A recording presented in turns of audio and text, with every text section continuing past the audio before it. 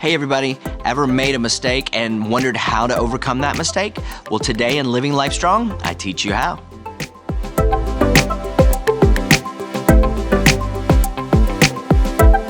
So welcome to Living Life Strong, where I give you tips about how you can happen to your life instead of your life happening to you. So think about any recent conflict that maybe you had with someone and you were trying to share your perspective, but the other person just didn't seem to receive anything that you said, that they never owned up to their mistake and they just made it seem like it was all your fault. Well, it's in that moment that you can really feel a difference between a person who has character and a person who is just interested in defending themselves. And if you don't want to be that kind of person, the kind of person that blames others or doesn't take ownership for their mistakes, try this. First of all, we've got to admit. Look in the mirror and be honest about our mistakes. We've got to own our part and leave it to other people to own their parts. We have to be honest about our own shortcomings, and it's better to just own it. When you make a mistake, own it. Let other people know, yes, I messed up and that's my mistake.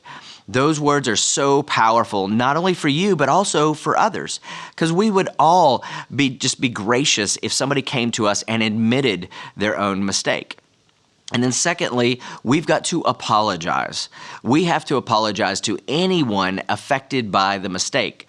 We've got to recognize that sometimes our mistakes, they have a negative consequence for other people as well. And maybe they're annoyed by it, or they're hurt by it, or they're disappointed by it. We've maybe set them up for failure in some way by our mistake. And so the fact that we apologize when we make a mistake, that is huge. It's a gift to other people. And you could say you're sorry for your part and not be manipulative to try to get other people to apologize to you. You've got to admit your mistake without trying to get an apology from somebody else. This is about you. The third thing we have to do is accept the consequences for our mistakes. And what this means is that we have to not only own the mistake, but also the possible consequences of that mistake.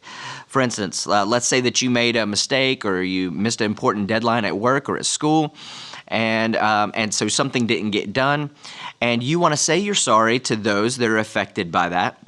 But you could also walk in and just say, hey, this is my doing. I own it. I will take the consequence for that mistake, whether that means I'm going to stay late, I'm going to finish it, I'm going to do everybody else's work because it was my fault.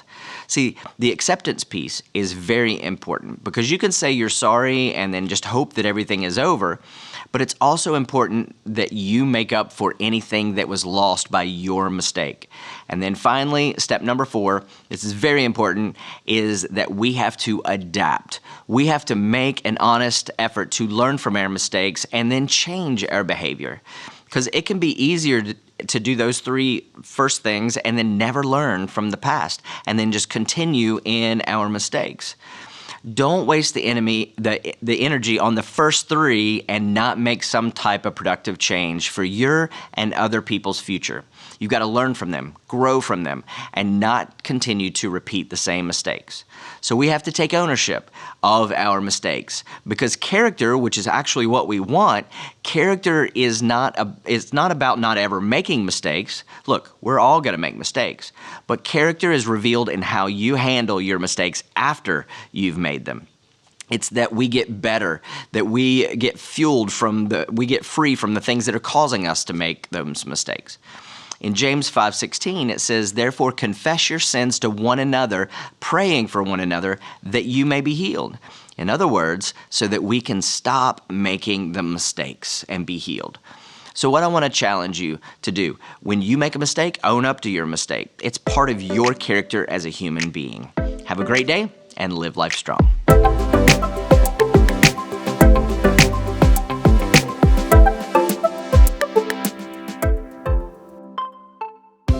Don't forget to subscribe and follow Living Word on social media. We post content each and every week and you don't want to miss out. Subscribe to our YouTube channel, our Facebook page, and our Instagram, and make sure to turn on notifications for all 3 so you'll receive the latest news, updates, and content right at your fingertips.